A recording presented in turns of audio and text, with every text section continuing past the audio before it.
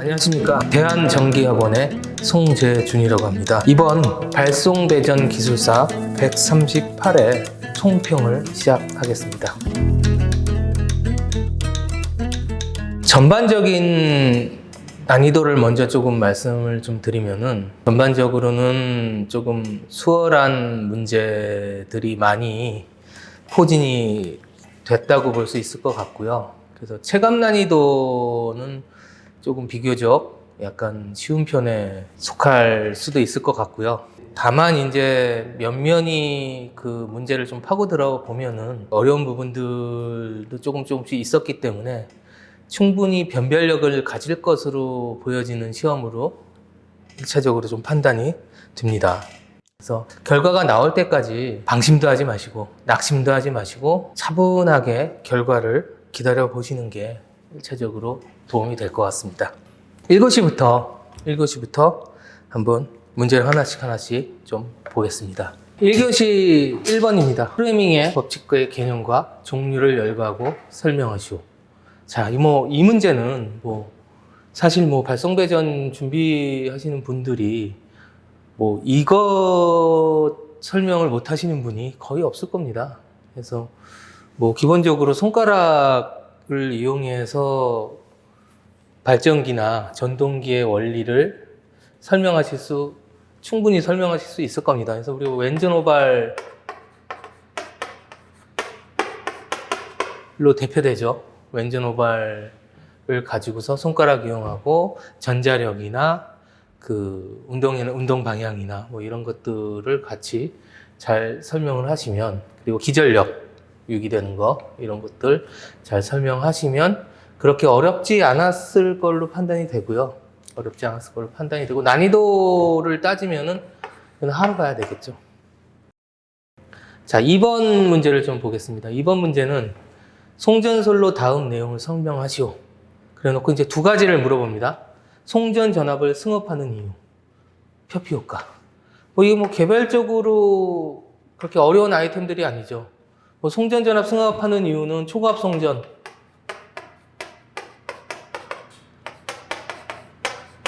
키워드로 가시면 될 거고, 표피 효과는 표피 효과식 유도하는 걸로 시작을 하셔서 특성, 시료 저항이라든지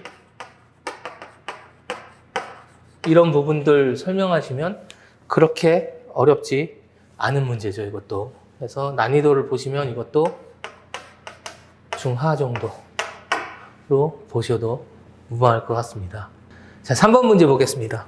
발전기의 다음에 대해서 설명하시오. 이제 이것도 두 가지를 물어봅니다. 단락기하고 철기계와 동기계의 장단점. 단락비를 모르시는 분은 없으실 거고요. 사실 발송배전 시험을 준비하시면서. 이제 수식이 있을 거고 개념이 있을 거고요. 이거를 좀 같이 수식과 개념을 잘 혼합하셔서 설명하시면은 좀 더 좋은 점수를 받으실 거고, 철기계와 동기계의 장단점에서 철기계 임피던스가 낮다, 공극이 크다, 공극이 크다, 이런 거를 엮어서 두 개를 장단점을 잘 설명하시면 이것도 그렇게 어렵지 않은 문제입니다. 이 단락비나 철기계, 동기계 관련된 사항들은 아마 여러분들이 대부분 25점 수준으로 다 준비가 되셨을 아이템들이기 때문에 그걸 어떻게 잘 축약해서 보기 좋게 잘 쓰시느냐의 문제일 것 같습니다. 이것도 난이도는 그래도 여러 개를 물어봤으니까 중하로 볼 수 있겠죠. 네, 4번 문제 보겠습니다. 자, 풍력 발전 시스템에 대해서 다음 내용을 설명하시오 해놓고 출력의 크기, 출력 개수, 주속비, 요 세 가지를 물어보는 패턴도 기존에 반복되는 패턴이죠.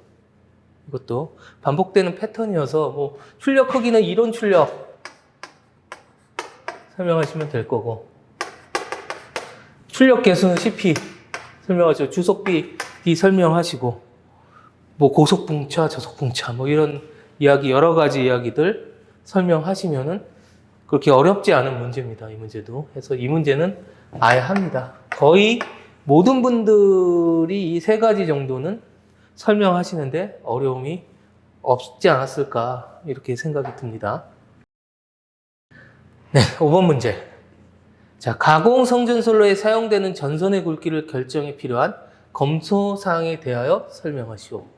자, 우리가 가공 성전솔로의 굵기를 선정할 때 우리가 일반적으로 뭐 허용 전류 있을 거고 기계적 강도 있을 거고 기계적 강도 있을 거고 또 뭐 이제 손실 이제 코로나 손이라든지 뭐 손실 경제성 있을 것이고 전압 강화도 있죠. 이렇게 5가지를 이제 키워드로 보시면 되는데 이 문제는 전선의 굵기 결정에 필요한 검토사항이라는 키워드로 특정 책에 딱 요 멘트로 설명이 돼 있어요. 이 5가지에 대해서. 그래서 아무래도 모범 답안도 모 책자의 이 챕터를 따라가서 아마 구성이 돼 있지 않을까 싶습니다. 그래서 요거 이게 이 아이템 5가지에서 뭐 한두 개가 빠졌다 그러면 점수가 좀 안 나올 수 있겠죠. 이 문제는. 그래서 얘는 중정도 레벨로 봐도 무방할 것 같습니다. 이거 계략적으로 허용전류 손실 경제성 켈빈 얘기하면서 이런 거 쓰는 데는 다들 문제가 없을 건데 이게 시중에 있는 특정 책에 이게 딱 아이템 5개가 나와 있기 때문에 이 5개를 정확하게 다 기술하셔야 아마 정확한 점수가 나오지 않을까 이렇게 보여집니다. 해서 요 몇 개 빼고 썼는데 나는 잘 썼으니까 점수가 어느 정도 나오겠지 이렇게 생각하실 수도 있는데 막상 채점했을 때 점수가 안 나올 수도 있는 부분이 있습니다. 이것들은. 그래서 이건 좀 유의를 하셔야 되고요. 쉽지만 유의를 하셔야 됩니다. 쉽지만. 6번 문제. 변전 설비 신뢰도 향상을 위한 예방 진단 시스템의 다음 내용에 대해 설명하시오. 그렇고 시스템의 정의 및 구성, 그리고 진단 항목 이 2가지를 물어봤습니다. 이것도. 근데 우리가 이제 예방 진단하면 우리가 변전소에서 예방 진단하면 크게 GIS하고 MTR을 보죠. 그래서 MTR 같은 경우에는 유증가스 분석, UHF 센서, 이런 것들이 핵심일 거고, GIS 같은 경우에는 UHF 센서라는 그런 것들이 주로 기술이 돼야 될 것이고요. 근데 이 문제는 좀 약간 실무적인 것들이 좀 포함이 돼야 돼요. 진단 항목에 보시면 우리 지금 변전하면 154, 345, 765 변전소가 있는데 각 이제 전압별로 이제 진단 항목들이 조금씩 달라요.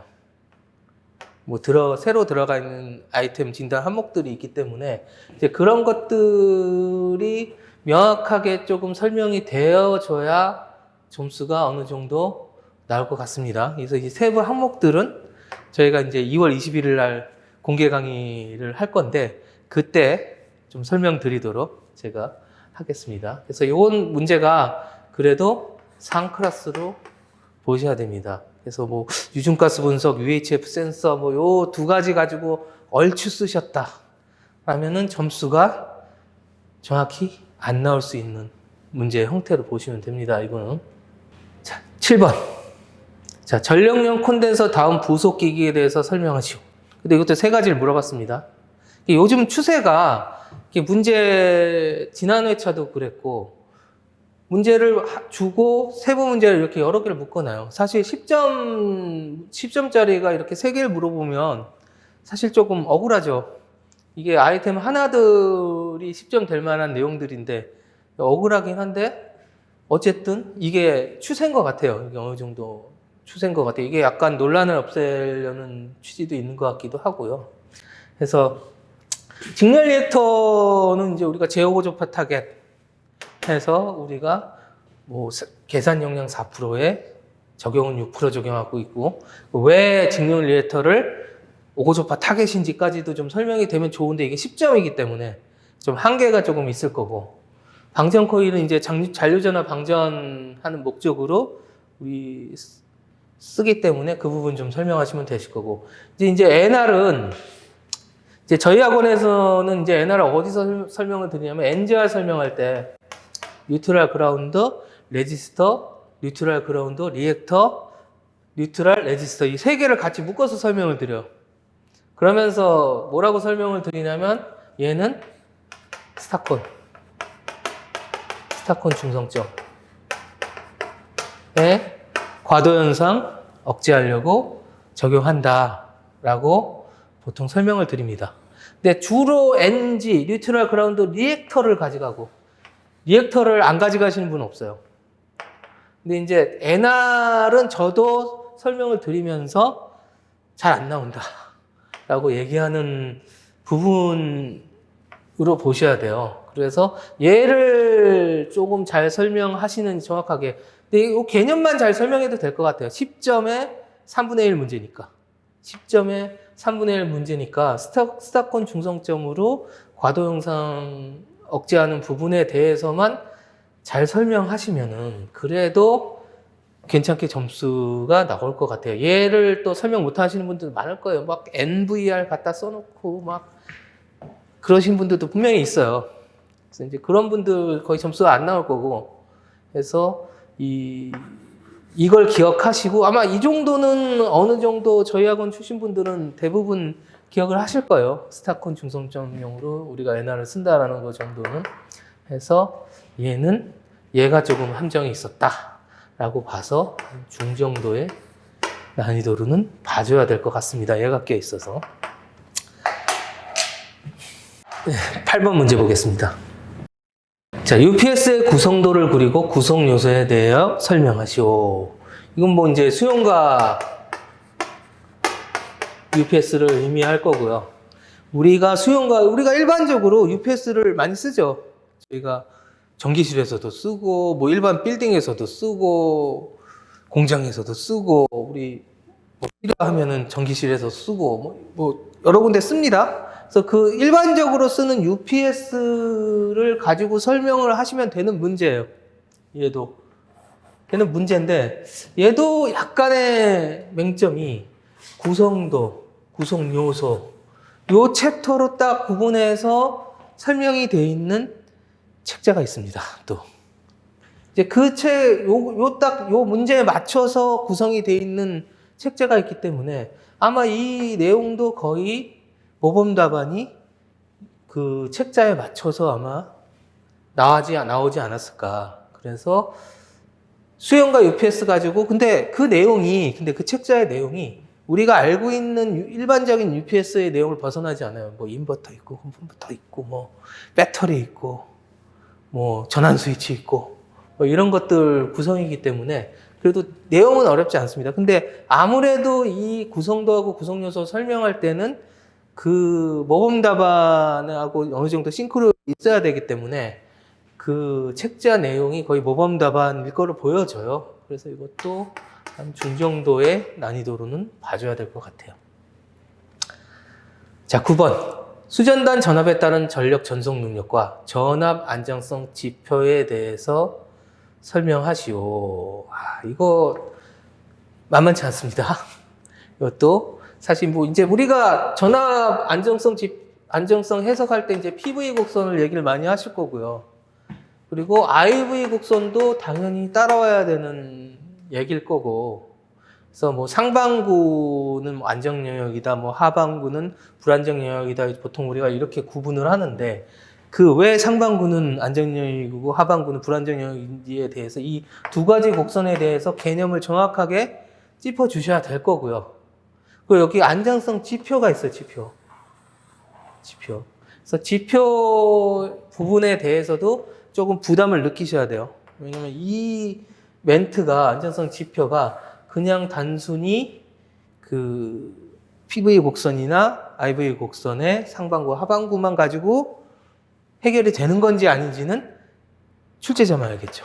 출제자만. 그래서 약간의 부담이 있는 문제입니다. 해서 얘는 중상으로 보셔야 될 것 같습니다. 그러니까 PV 곡선 막 유도하고 이런 게 중요한 게 아니고 이런 게 중요한 게 아니고 안정성에 대한 지표에 대한 설명, 이거에 좀 포인트를 맞추셔야 될 것 같아요. 이 문제는. 자, 10번 문제.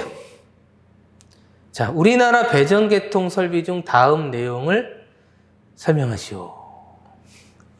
하고 1번이 배전설비, 대용량 배전설비의 전압별 기준 용량. 그리고 2번이 일반 배전설비와 대용량 배전설비의 전압별 회선단 운전 용량 간선 선로 길이. 자, 이거는 어디에 있냐? 우리 약관, 한전 약관에 보면은 그 송배전설비, 그 송배전용 전기설비 이용 규정인가? 거기 별표 4에 보면은 명확하게 있습니다. 이거 뭐 6.6, 뭐 229, 6.6하고 22.9하고 구분해서 뭐 3, 뭐 10, 뭐 이런 식으로 명확하게 돼 있어요.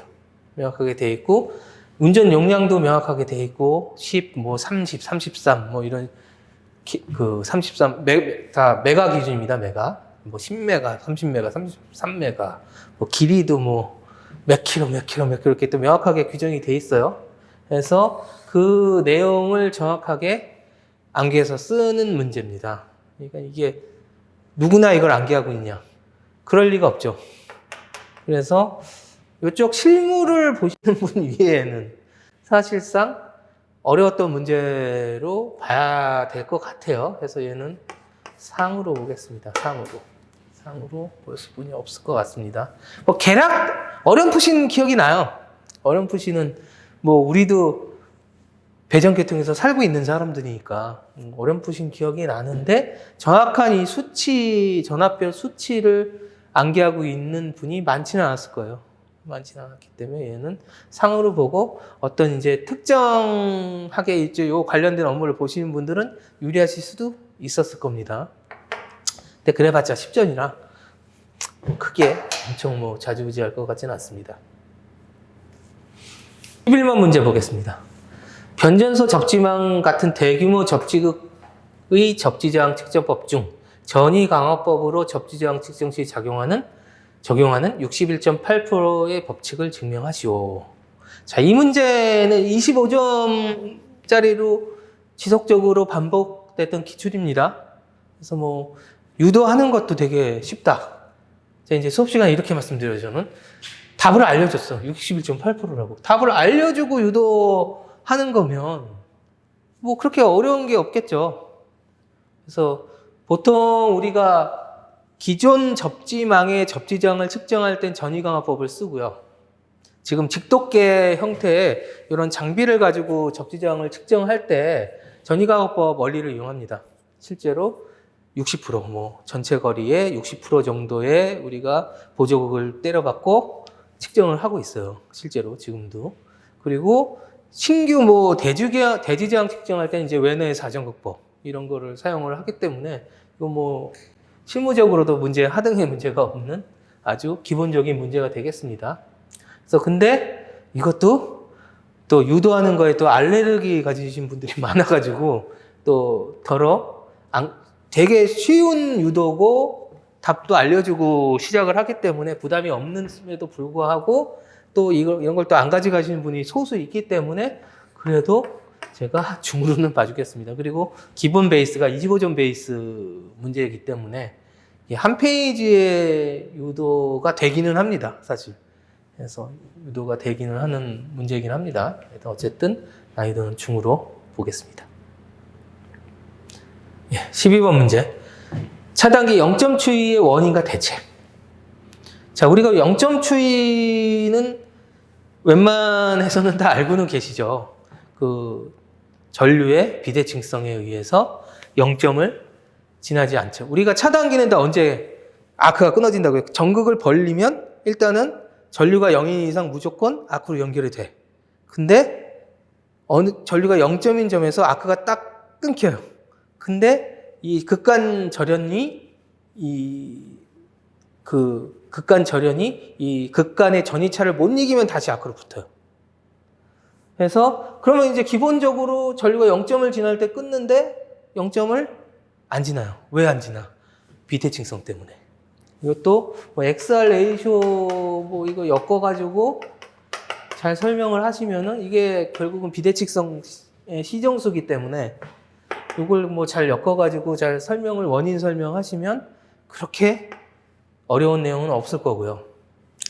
이제 문제 이제 대책이죠, 대책. 대책. 이 대책이 뭐냐? 0점주의 대책. 이건 뭐 시중 교재에도 없고, 뭐 심지어 저희 학원 제가 이 0점주의 설명하면서도 대책은 사실 말씀을 안 드렸죠. 그래서 조장탕 뭐 XR 레이쇼가 크면은 비대칭성이 커서 0점을 못 지난다 뭐 이런 말씀만 초장창 드리지 뭐 대책을 따로 말씀드린 적 없단 말이죠. 이제 결국은 이게 뭐냐면은 대책의 방향성은 사실 핵심적인 키워드는 이거죠. 우리가 왜 0점주의 왜 생기냐? 아까도 얘기했지만 XR 레이쇼하고 관련이 있다. XR 레이쇼가 크면 0점주의가 잘 일어난다. 근데 이게 어쩔 때 커지냐? XR 리액턴스 우리 계통에서의 리액턴스의 담당은 전원이고 R의 담당은 선로란 말이죠. 그러면 전원과 선로의 비율에 의해서 이게 커지고 작아질 텐데 그럼 이게 어쩔 때 크냐? 전원에 가까울 때 커지겠죠. X가 커서. 그게 어디? 발전소. 그럼 우리가 발전소 쪽의 차단기를 계산할 땐 XR 레이시오가 커서 XR 레이시오를 고려해서 전격을 선정을 하거든요.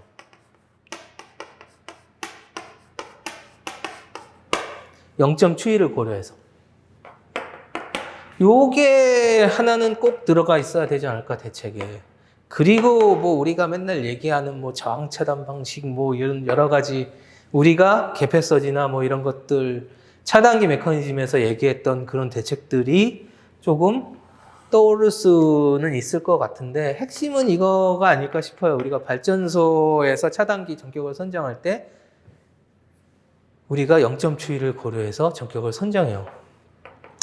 딱 기준이 있습니다. 설계 기준에 딱 있어서 그 설계 기준에 의해서 이걸 선정하는 게 사실 실질적인 대책이에요.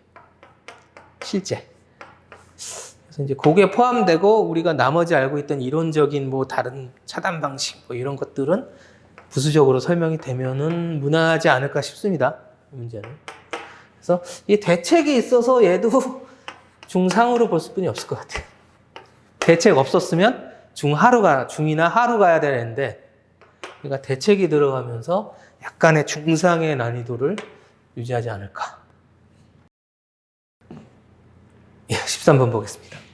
자, SMR의 특징과 장단점에 대해서 설명하시오. 뭐 이거 뭐 우리 시사적으로 핫하잖아요. SMR은 뭐 우리 전력수급 기본계획에서도 계속 언급이 되어 왔고 우리 발송배전에서도 계속 기출로 반복이 됐던 애죠. 우리가 종류까지 딱 세팅을 해놓는 아이템 중에 하나죠. 그래서 이제 특징과 장단점을 잘 기술하시면 되겠죠. 이건 이제 중하 난이도로 뿐이 볼 수 없을 거고요.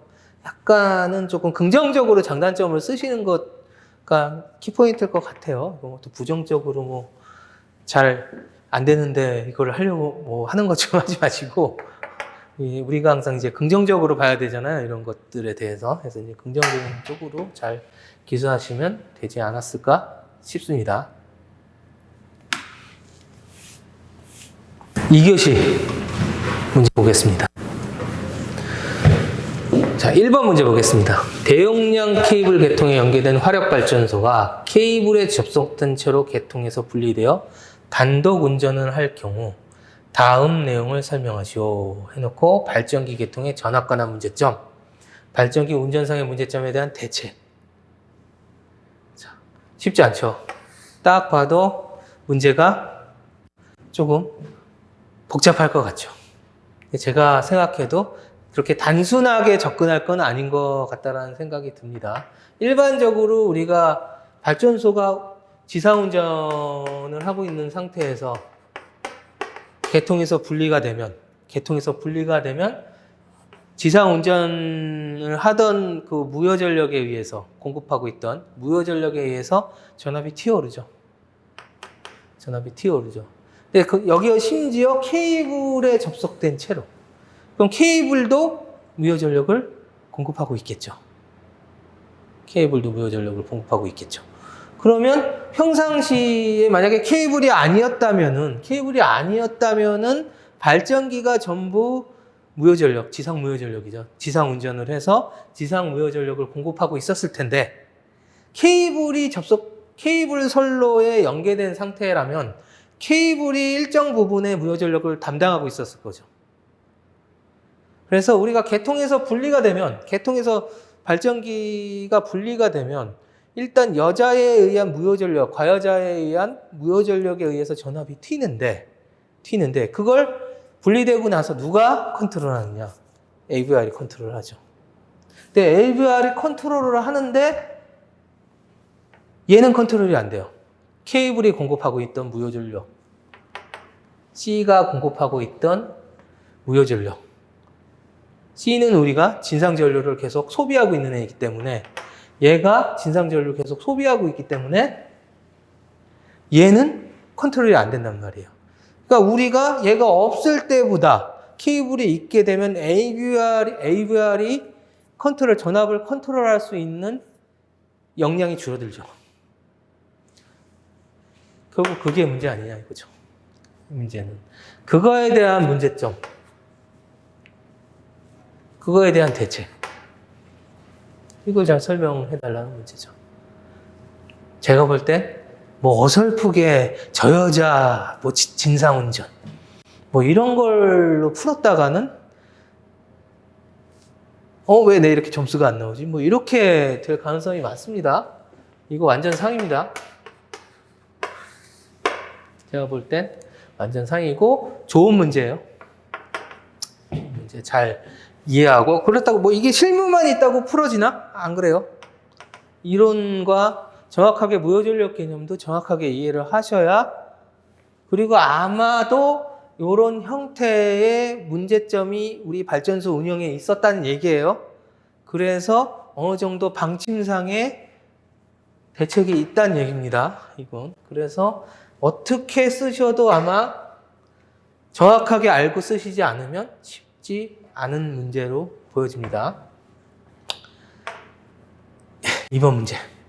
자, 수용과 수전단에 설치하는 고장 구간 자동 개폐기 ASS의 다음 내용 설명하지요. 또 이렇게 4가지를 물어봅니다. 수전 설비 구성도, 설치 목적 및 기능, 동작 협조, 적용에 따른 문제점. 이 소목차가 특정 책자에 정확하게 똑같이 있습니다. ASS로. 그림까지 친절하게. 명확하게 그게 모범 답안으로 보셔야 됩니다. 내용이 궁금하시면 2월 21일 날 오시면 되겠죠. 2월 21일 날 오시면 제가 뭐 그 책이 뭔지도 다 말씀드릴 수 있습니다. 그래서 이 문제도, 근데 ASS는 기본적으로 우리가 가져가요. ASS는 또 기본적으로 어느 정도 클래스에 계신 분들은 가져가기 때문에 어느 정도는 또 그 틀에 맞춰서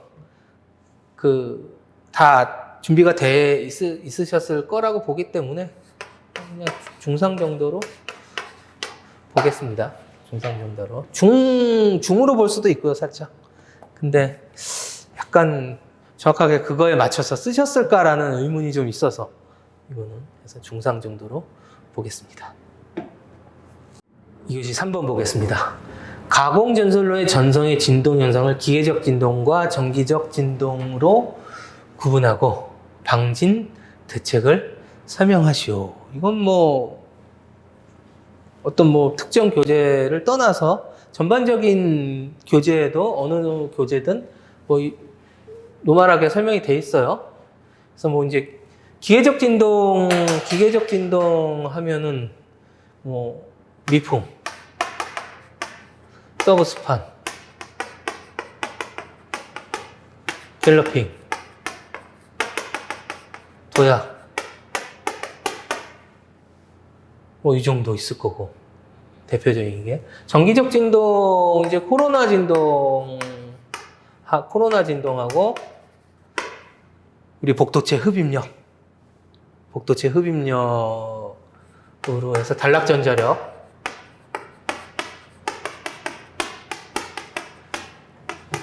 단락전자력 개념으로 구분을 좀 해서 설명을 하면 되고, 뭐 대책은 우리 암호로 제일 많이 얘가 이제 제일 피해를 많이 줄 수 있는 애예요. 피해를 많이 줬다는 건 아니고요. 줄 수 있는 애라서 우리가 아머로드 같은 거 송전선에 달려 있잖아요. 그래서 이제 아머로드 같은 거 좀 써주고, 뭐 이제 각각의 대책들 좀 구분해서 잘 써주시면, 뭐 이거는 이제 스페이서 이런 게 들어가야 될 거고요. 그래서 대책을 조금 수월하게 쓰시지 않았을까 싶습니다. 수월하게. 어느 정도 공부가 돼 계신 분들은 이제 중정도 레벨로 보겠습니다. 그래도 물어본 게 많으니까 하루 보기엔 여러 가지를 조금 이야기를 하시고 정돈을 좀 잘 하셔야 돼요.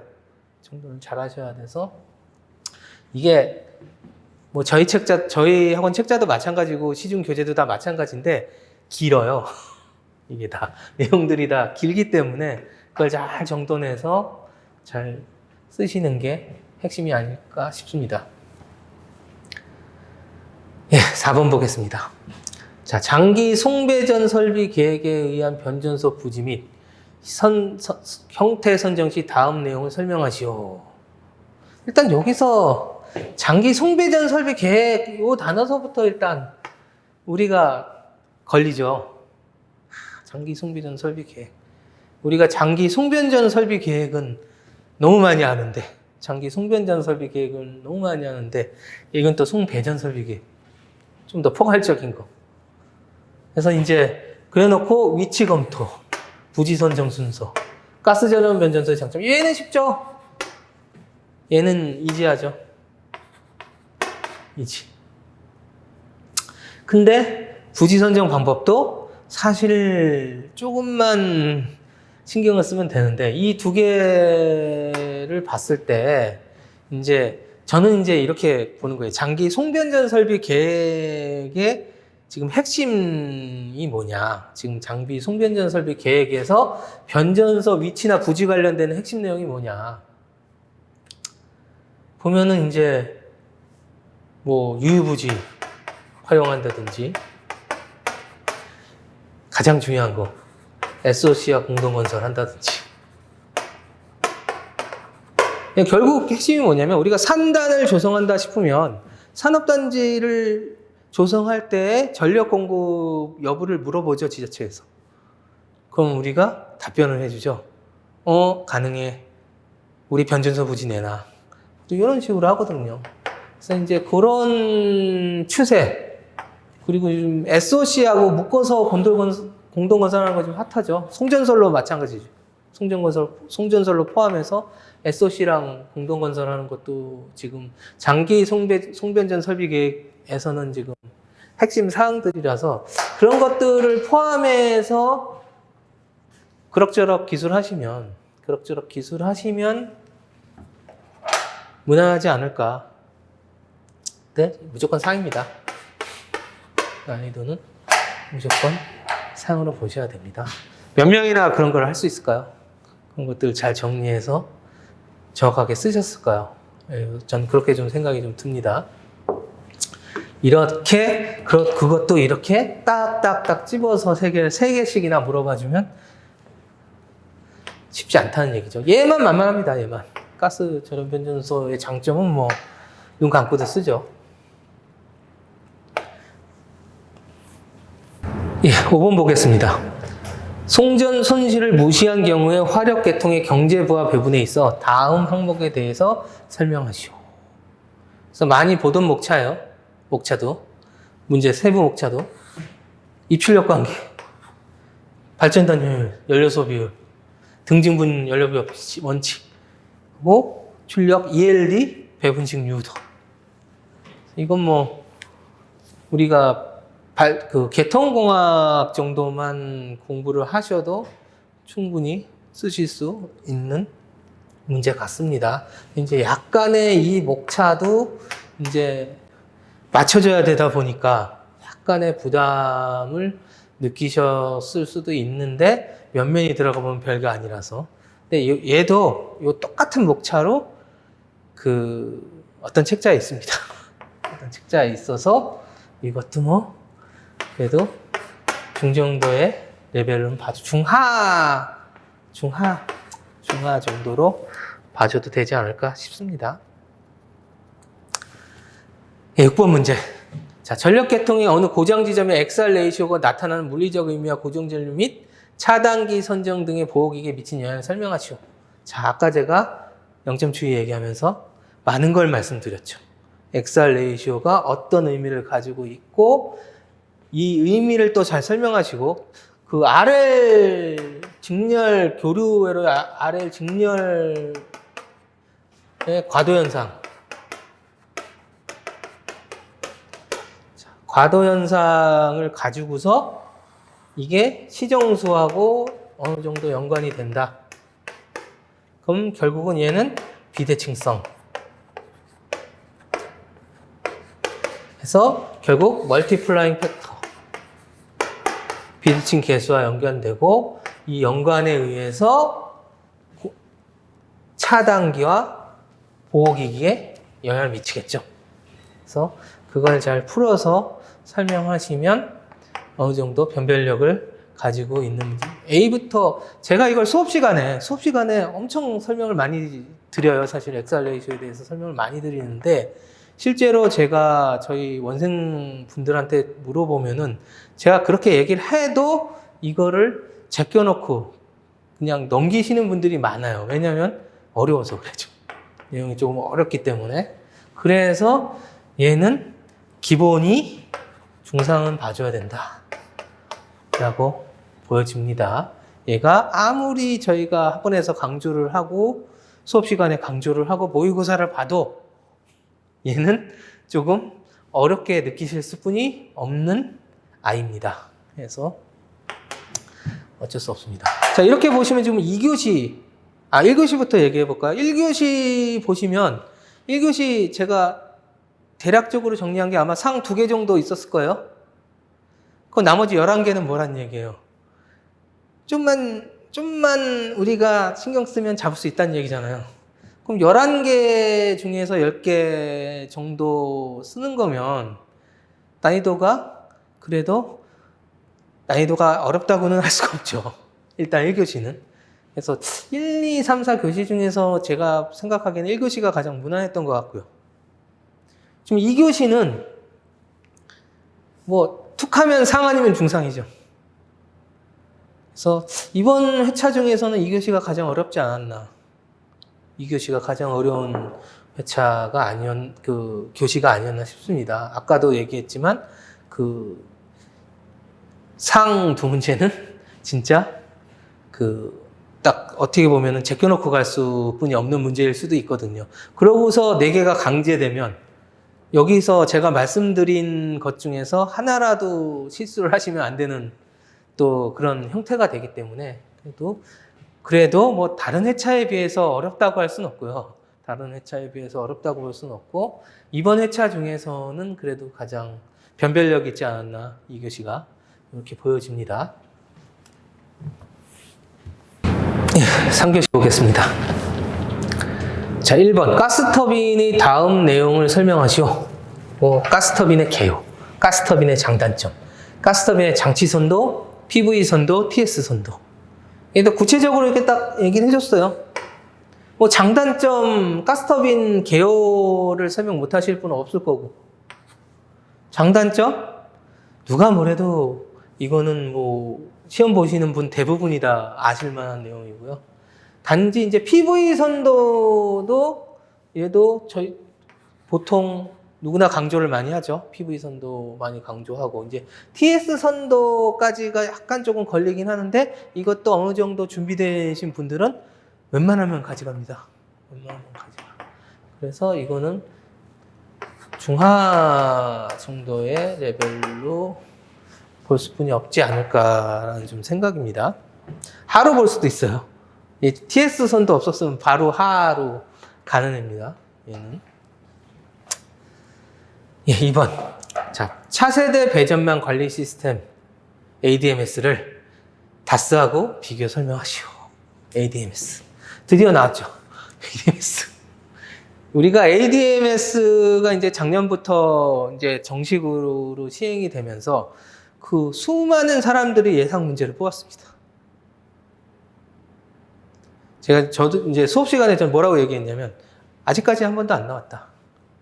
2년 안에는 나올 거다. 2년 안에는 나올 거다. 제가 뭐 2년 안에 나온다고 해서 꼭 나오진 않아요. 꼭 나오진 않는데, ADMS는 뭐 2년 안에 나오지 않겠냐라고 보면서 어떻게 준비하라고 말씀을, 기존 배전망하고 좀 비교해서 준비를 하시는 게 제일 무난하다라고 말씀을 드렸거든요. 그래서 이제 이번에 바로 나왔어요. 이번에 바로 나왔는데, 뭐 양방향성이라든지 키워드들, 우리 ADMS의 이제 명분 중에 하나가 이제 신재생은 꼭 들어가야 됩니다. 신재생 에너지 관리 들어가고, 뭐 기존에 사업소 단위로 하던 거 본부 단위로 통합 관리하는 이런 내용들 위주로 이제 키워드들이 구성이 돼서 잘 설명하시면 되겠죠. 이제는. 근데 이제 약간 부담스러운 건 얘가 25점이라는 거죠. 우리가 25점이지만 신출이죠, 신출 문제는 어느 정도 양이 좀 부족해도 점수가 좀 후한 경향이 있죠.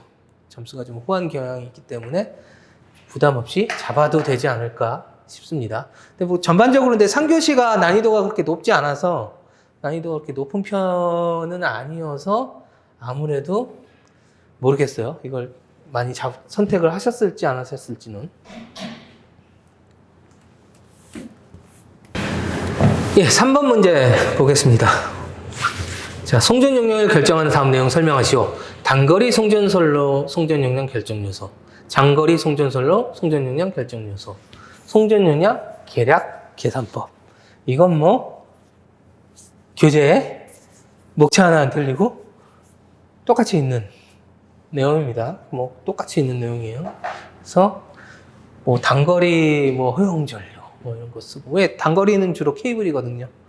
케이블 뭐 허용전류, 전압강 뭐 이런 거, 단락강도 뭐 이런 거 쓰시면 되실 거고, 장거리는 우리가 송배전 공학에도 나와지지 뭐 상차각, 뭐 조상설비 용량, 효율, 뭐 경제성 뭐 이런 것들 쓰면 될 거고, 송전용량 계략계산법은 우리 실법, 송전용량 계수법, 뭐 스틸식, 그래서 몇 가지들 설명하시면 되겠죠. 뭐 이거는 뭐 대부분이 뭐 어렵지 않게 선택을 하셨을 것 같습니다. 그래서 이게 중화 레벨 정도로 봐도 무방하겠죠. 4번 문제. 자, 변압기 사고 확대를 방지하기 위한 기계적 보호 장치를 열거하고 동작 원리를 설명해라. 자, 기계적 보호 장치. 우리 25점 기본 세팅.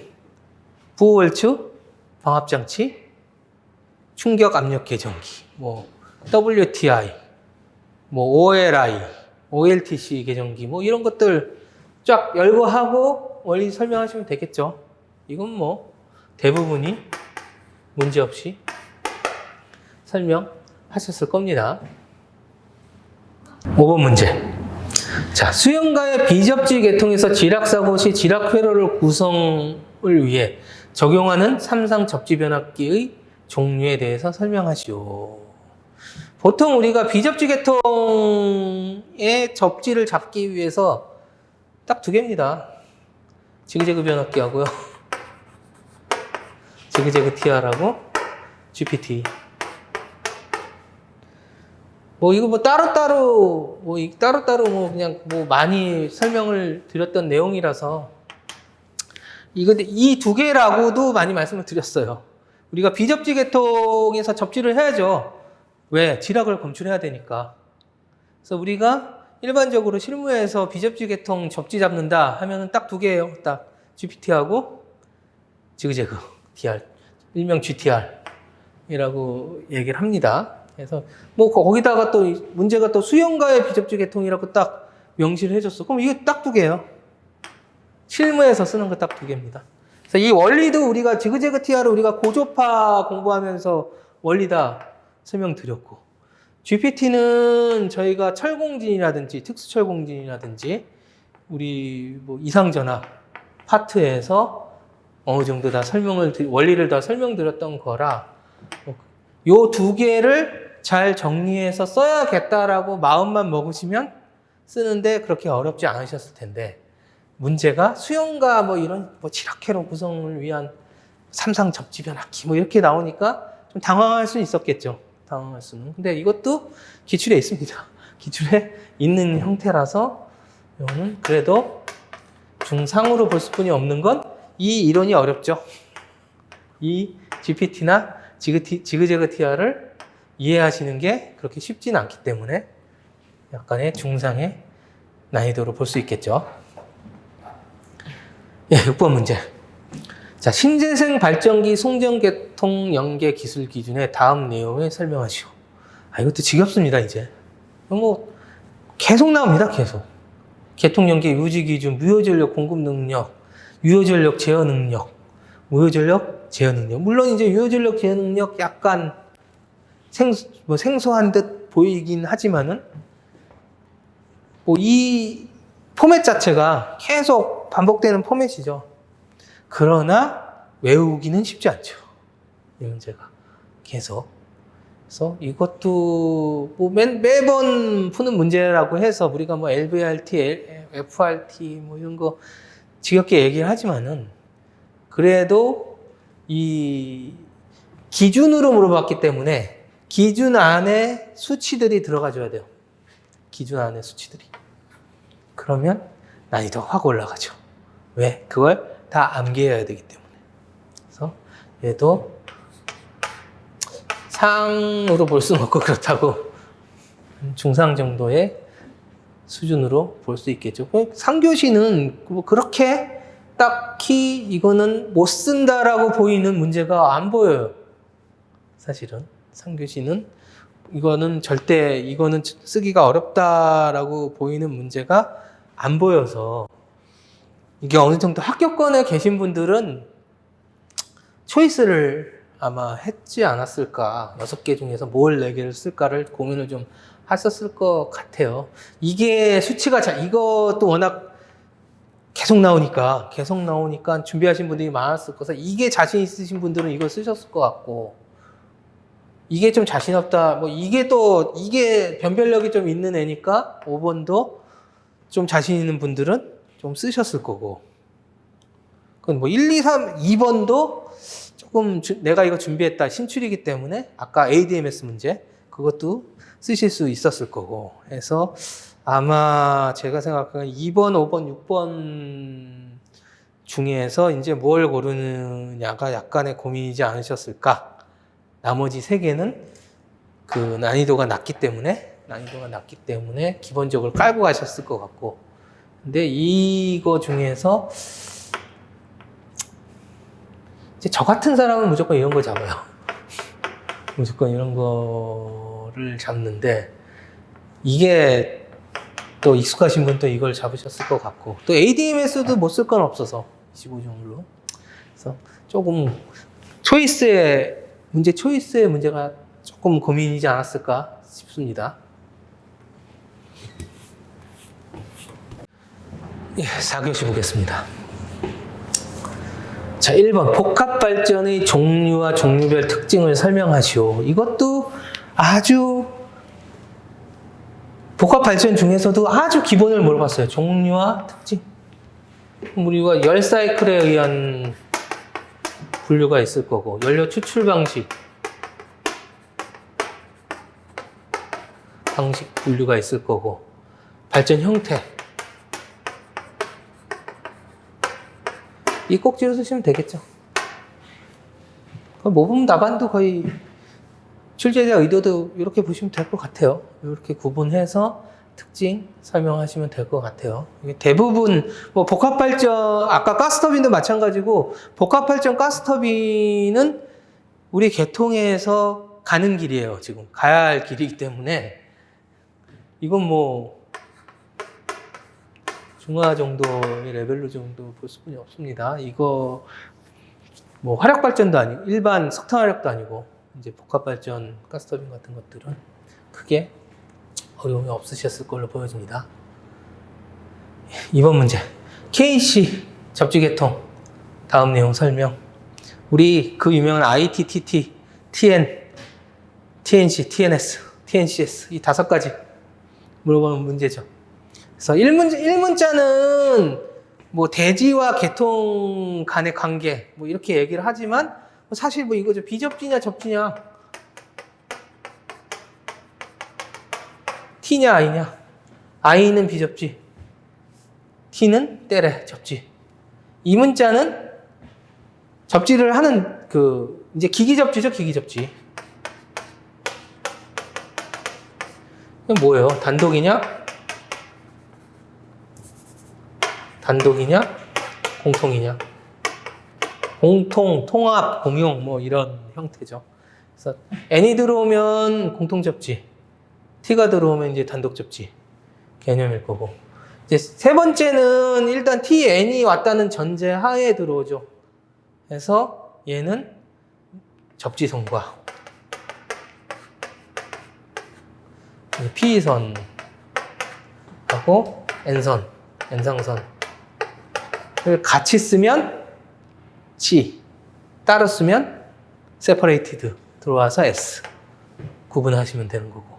5가지는 다 말씀드렸어요. IT, TT, TNC, TNS, TNCS 5가지 쓰시면 되고. 뭐 ELB 적용 가능 뭐 이런 것들 조금 표현해 주시면 좋을 것 같고, 뭐 노이즈나 이런 건 어떻게 영향이 있는지도 좀 설명을 하시면 되겠죠. 뭐 이것도 뭐 이게 KC, 박 KC에서 요걸로 이게 규정하기 전까지는 이게 IC였잖아요. 그래서 이제 발송 배전에서는 IC 접지가 원래 있었어요. 계속 나오던 출제되던 애였기 때문에 이게 KC 개정되기 전에도 어느 정도 그 준비된 문제이기 때문에 뭐 이 문제 정도는 뭐 지금 하루 볼 수뿐이 없습니다. 자, 3번 문제. 삼성식 손전선로에서의 인덕턴스에 대한 다음 내용을 설명하시오. 그래갖고 1번이 정의. 인덕턴스, 송전선로 인덕턴스 정의를 물어봅니다. 그 3가지 인덕턴스, 이거 뭐예요? 자기, 상호, 작용. 이건 뭐. 근데 이게 자꾸 공부 오래 하시던 분들이 약간 우리 기본서 송배전 공학을 등한시 하시는 경우가 가끔 있는데, 뭐, 송배전 공학 내에서도 베이스죠, 베이스. 베이스라서 이것도 뭐 이제 중하 레벨 이상 보기가 힘들 것 같고요. 4번 문제. 자, 변압기 무브화 시험 및 단락 시험을 설명하고 이를 통한 변압기 정수와 전압 변동률에 대해 설명하시오. 저희가 뭐 변압기 무브화 시험, 단락 시험도 뭐 사실 베이스죠.